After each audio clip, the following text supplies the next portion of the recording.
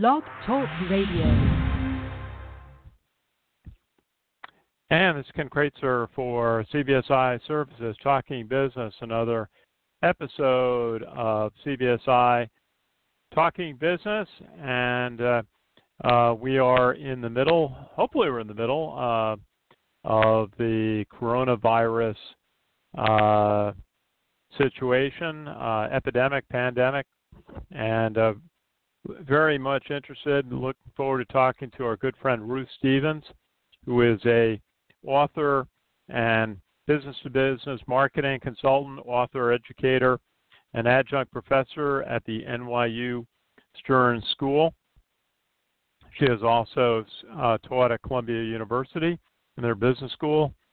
Has the organization E-Marketing Strategy. And so we're just waiting for Ruth to join us. I think she is just on the line. And this is Ken Kraetzer with CBSI Services Talking Business. Is this Ruth? Yes, it is. Hey, good afternoon, and thank you for calling in and joining us today. Thank you, Ken. I'm delighted to be with you. Our pleasure. Now, how are you? Now, you are in Midtown Manhattan. How is Manhattan holding up to this closing down of non-essential business in New York State and much of the region? How is New York City handling it?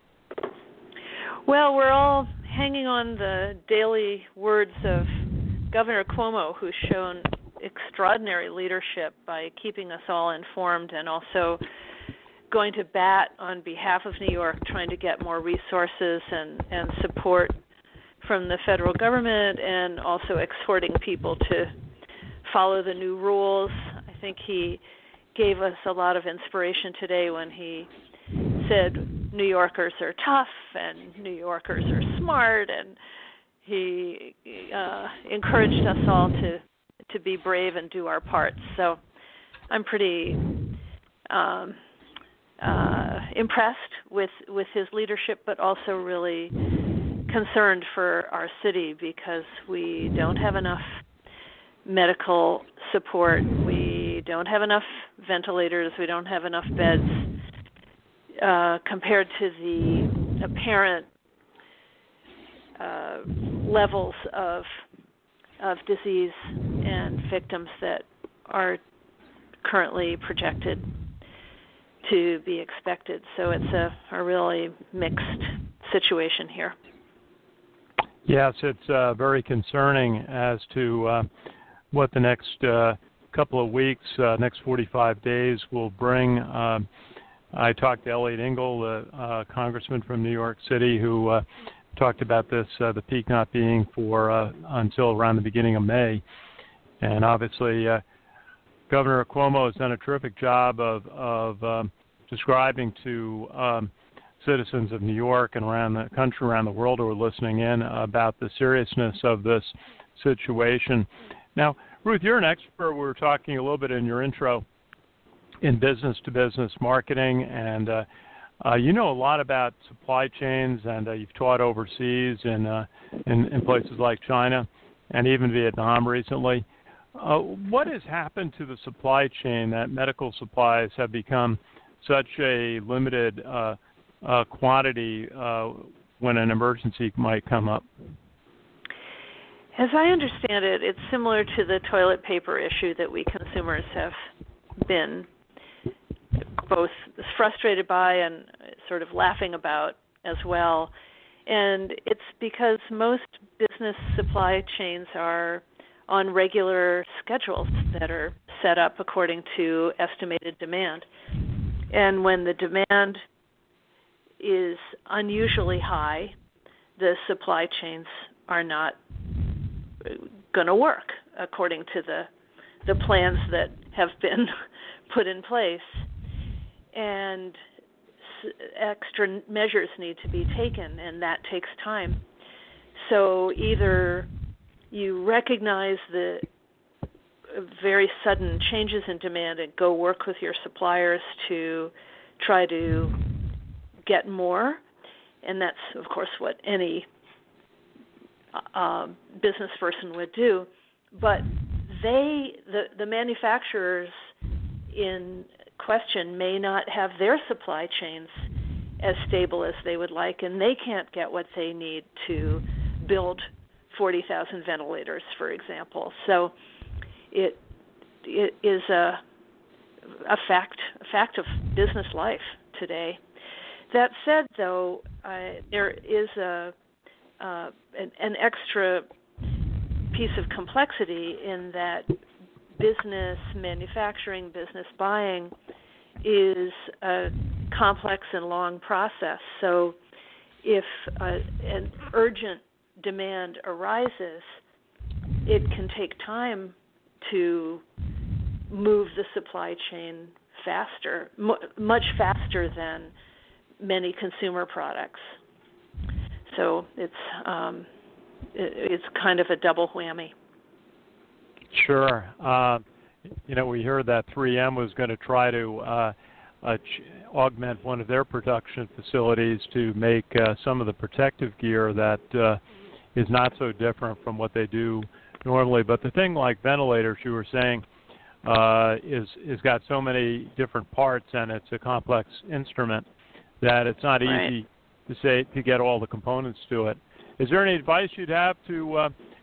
Some people have said this is not so different from what happened in World War II when the economy had to change to making military equipment from things like cars, and there is a law that the president could fall back on to use. But is there any key advice you would have on how to change a business to business, a business that would be making similar devices to ventilators and be able to increase their capacity for production very quickly?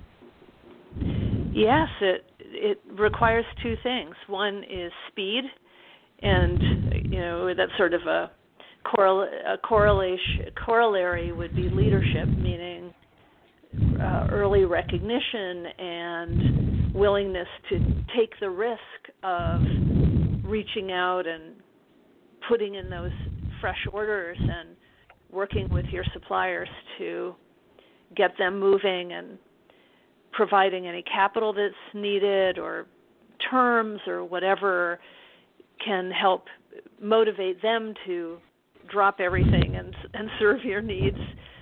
And then the other piece is relationships, meaning most businesses value deep trust-based relationships with their suppliers. So companies that have built strong relationships based on the trust that the supplier will deliver on time and will behave reasonably and will serve your needs, and those kinds of capabilities are built up over time.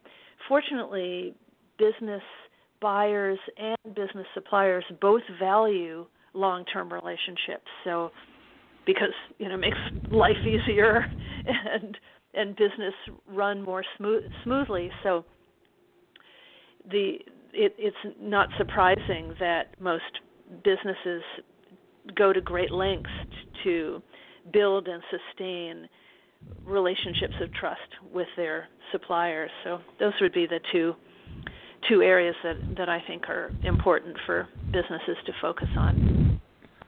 Yeah, and certainly knowing who's got extra capacity, who can ramp up quickly for an emergency, and so those are what the federal government and the states need to do. It's interesting. FEMA has been given a key role now and seems to be in charge of procurement. So they seem to be a knowledgeable organization, not so different from the military, and being able to be experts in logistics. So we're going to hope that they're able to handle the need to find this protective equipment and ventilators to help our hospitals out and their patients.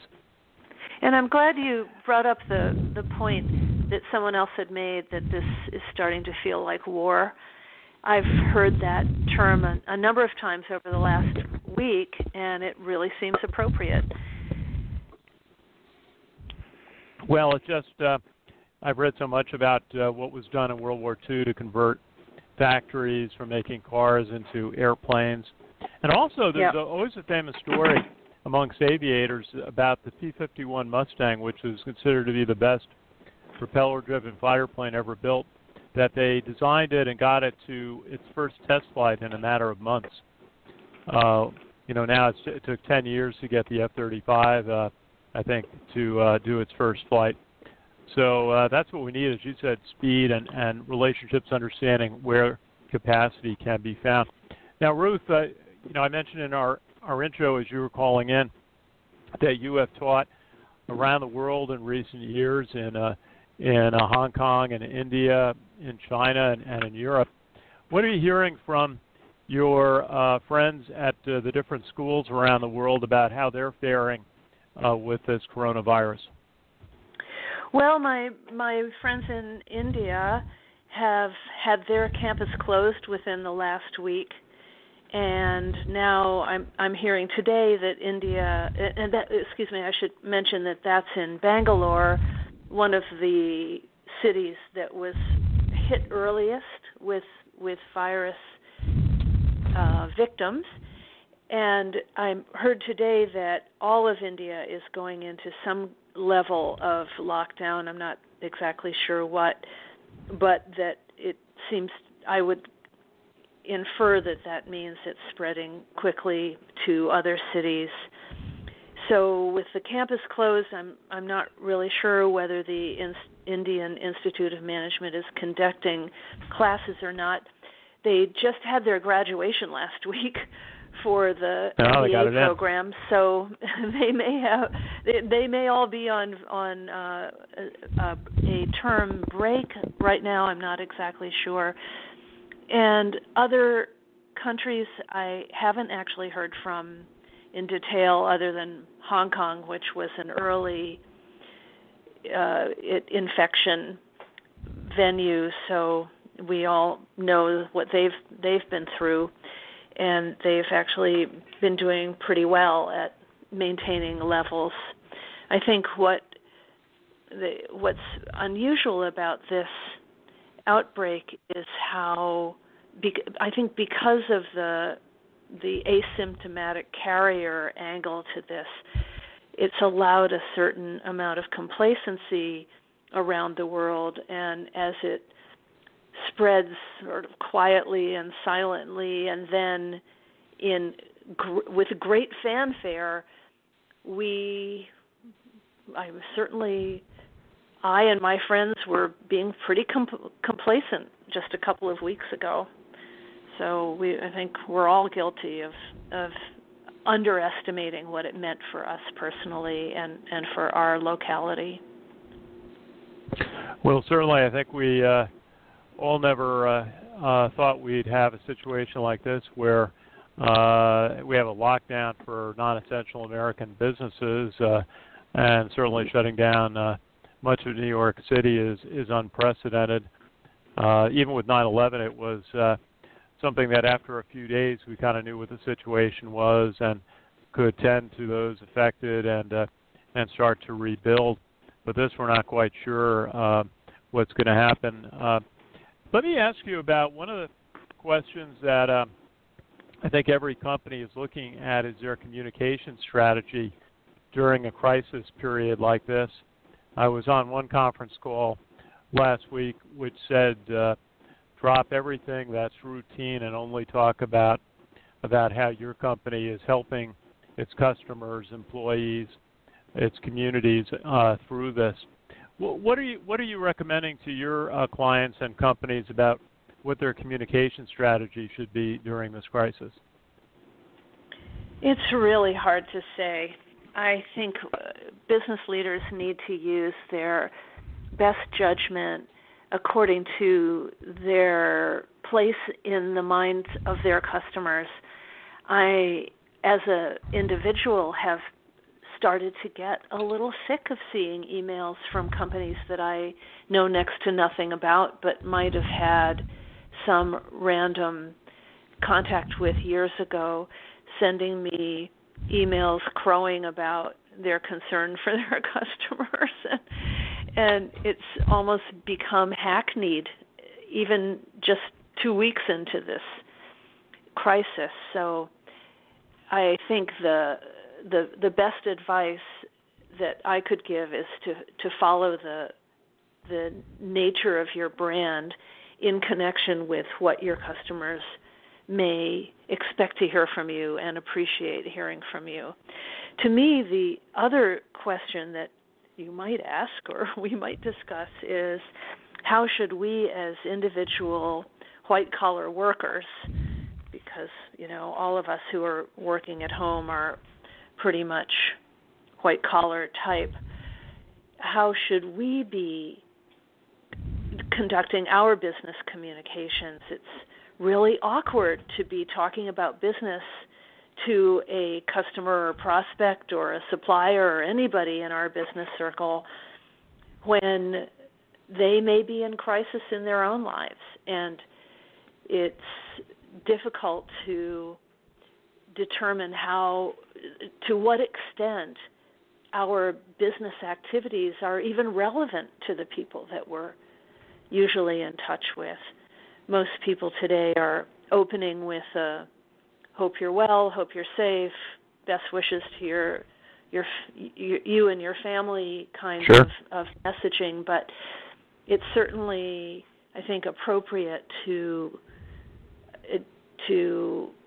make those kinds of niceties, to try to acknowledge that we're all in a strange time and difficult situation. But I also feel, without any data to back this up, I feel like there's a certain amount of comfort to be had in continuing to move the business forward and bringing up business topics and trying to keep things going as best we can, same as we would do in any crisis, try to keep a good face on things and in a sensitive way try to keep things moving.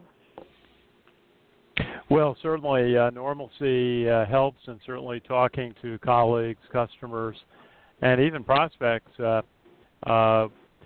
certainly helps keep those business relationships fresh and as a source of comfort. Now, one industry that we work in quite closely at CBSI are contact centers, supporting a lot of our bank projects. There's a lot of strain on contact centers now to try to handle increased volume. While we talked to a contact center executive last week, he said the industry is shifting from working in a facility to working at home, and not every organization was set up to do that.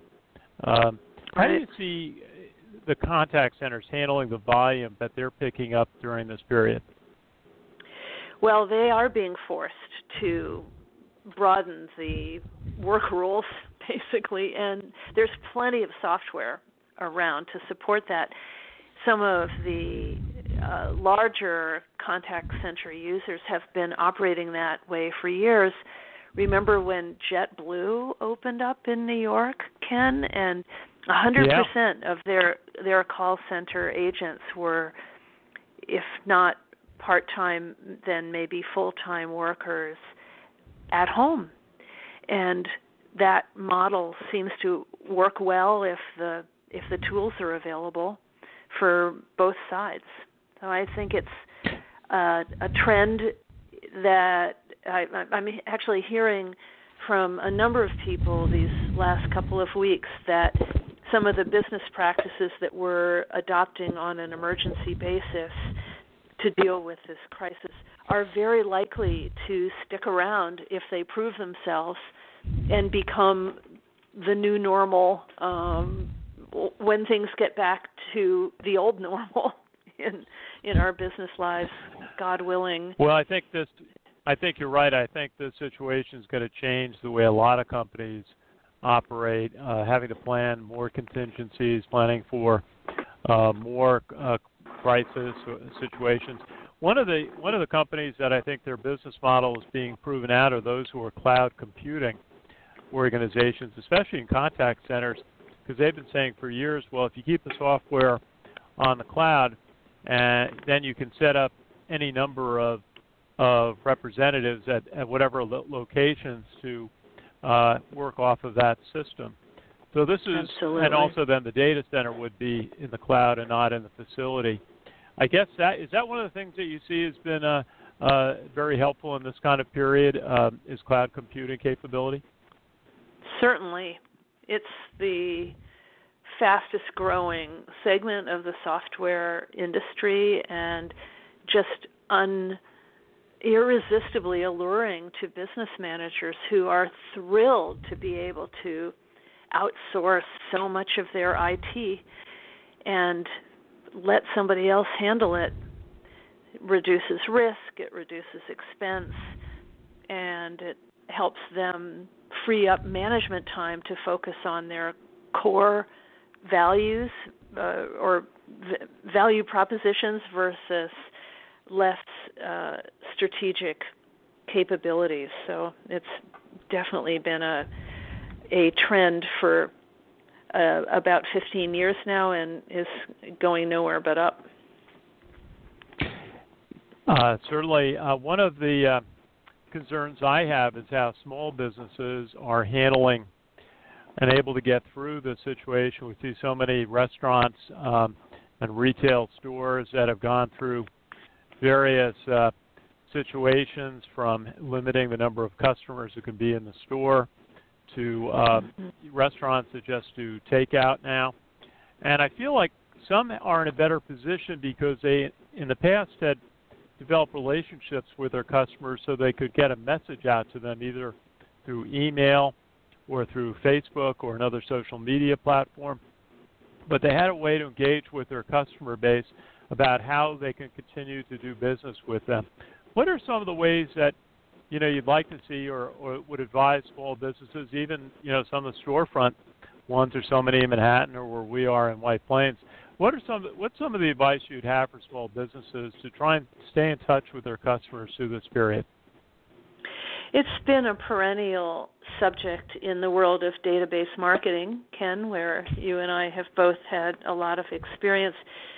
At the retail level, how do you de-anonymize the relationship with a face-to-face customer who comes by your store, transacts, and leaves? And retailers have for years done things to try to get a hold of their contact information. Originally, one of the ideas was to capture their phone number at checkout. I remember a couple of telecom companies trying that, Radio Shack, for example.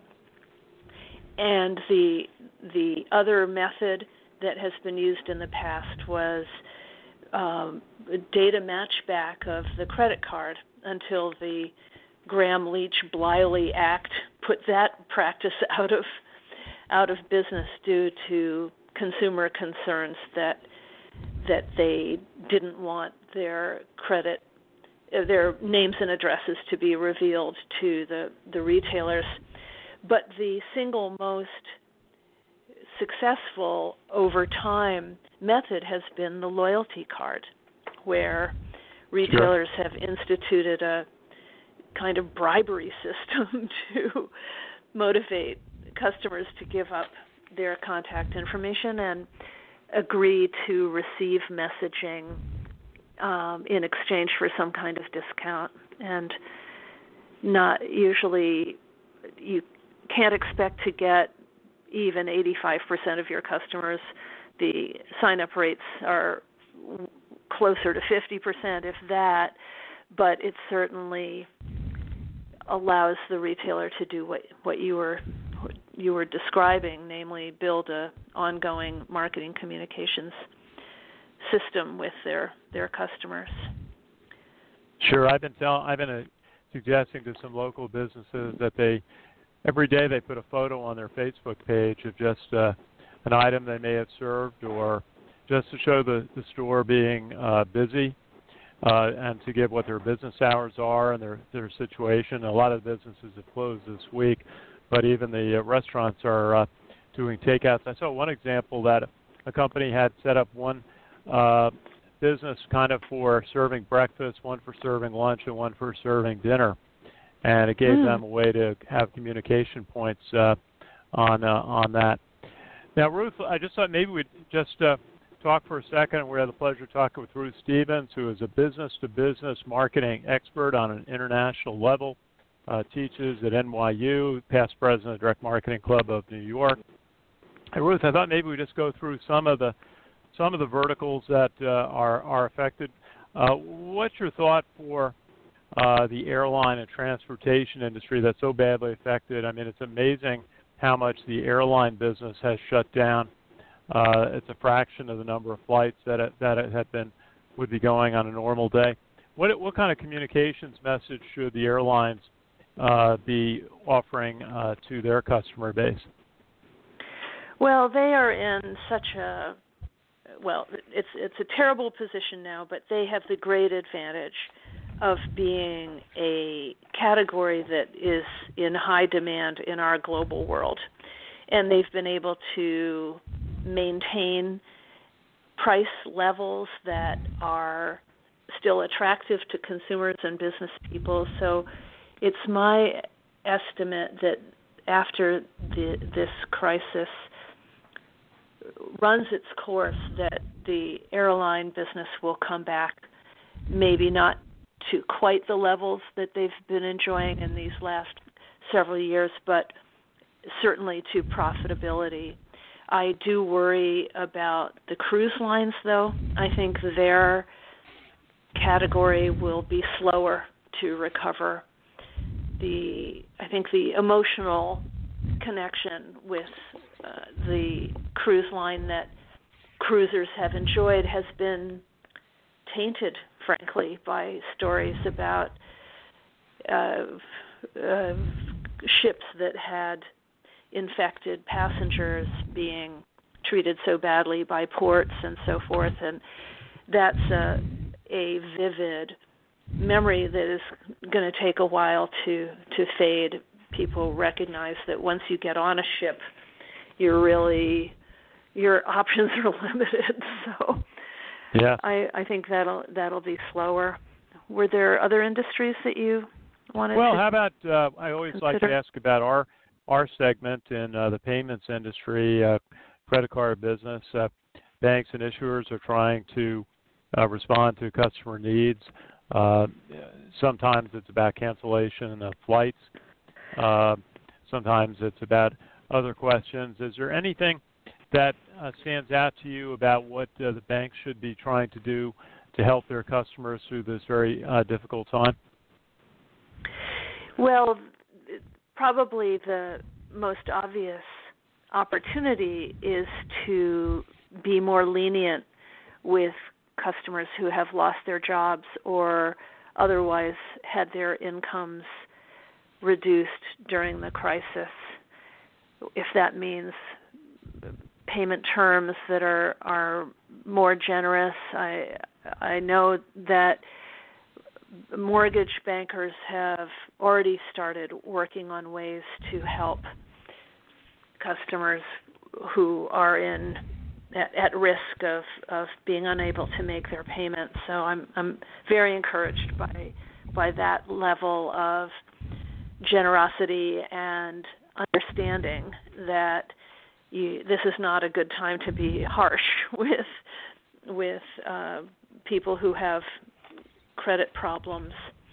So I expect that kind of trend will be irresistibly attractive to banks in this crisis. And certainly a way for the savings and loan industry to increase their competitive level against and their relationships they have with versus some of the larger institutions. And Ruth, one thing I just ask you about before we break is the other side of it is the online retail industry. Seems like it's having like a Thanksgiving weekend every day during this period as people are home and they're going online. They're ordering things from Amazon and other vendors, because they can't go to a retail store. How do those companies position themselves during this period? Obviously, they're trying to be helpful, but this could end up being another growth spurt for online businesses. Yes, I think it's an enormous advantage for them. I'm encouraged to see ordinary retailers ramp up their delivery capabilities to serve customers, but the e-commerce players are clearly taking advantage of this opportunity. I hope, in fact, I feel quite astonished at how rapidly e-commerce has taken hold in our society and in others. I see it in Europe and Asia as well. Because when I entered the mail order business in the early 90s, only about 3% of retail sales were done remotely, and now it's closer to 25%. That's a remarkable shift in consumer behavior and in people's willingness to take the risk of ordering something and having it not be to their liking.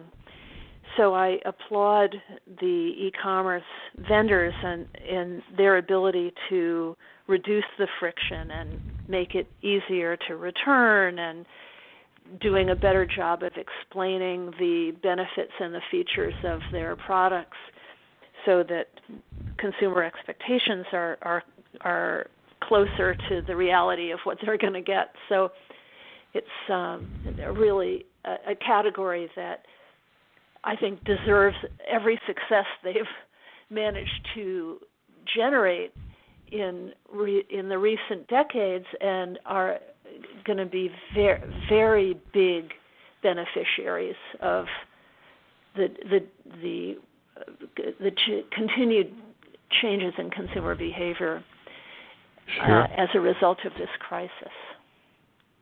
And, it couldn't have come at a worse time for chain retailers like Macy's, who have been struggling, talking about closing stores. And you wonder what they're going to be like 2 months from now if they have to stay closed during this period. Hey, Ruth, do you have Ruth Stevens, we're so glad to have a chance to chat with you today and hear your expertise on business-to-business marketing from both the international and local perspective. Do you have a final thought, piece of advice you'd offer to clients or to businesses about communications, contact center management, what the kind of delivery things that they're going to need to do to get through this crisis period? Thank you. Yes, when it comes to communicating with customers and prospects these days, the secret to success, I think, is authenticity. That we need to be clear in the words that we use to express our sincerity and the difficulties that we know they are having and that we are having, and be true to the nature of our brands. But on a personal level, I would also say, we'll get through this. Let's keep our chins up and keep pushing forward. So I wish you and your family the best. Well, thank you. We think of those people, all the emergency service workers in hospitals and EMTs, and actually people out there doing deliveries. I see the Postal Service workers up and down our street with their trucks. Even on Sunday, they were out delivering. And police and firemen, we always want to give a shout-out to those heroes that make such a big difference. I was thinking about them the other night when it was cold and rainy last night, and I went out to get a coffee around the corner, but I knew there were police and firemen working right up and down the street, having to be out in the bad weather. So we always think of them and say thank you. And so Ruth Stevens, I look forward to doing this again. Hopefully by the time we do it again, we're back beyond this crisis period and the business is a little bit back close to normal. But thank you again for the chance to hear your expertise on business-to-business marketing. It's a pleasure. Thank you, Ken. Best wishes. Okay, we'll talk again soon. This is Ken Kraetzer for CBSI Services Talking Business today from the home office in White Plains, New York. This is Ken Kraetzer. Have a great day, everybody, and stay safe.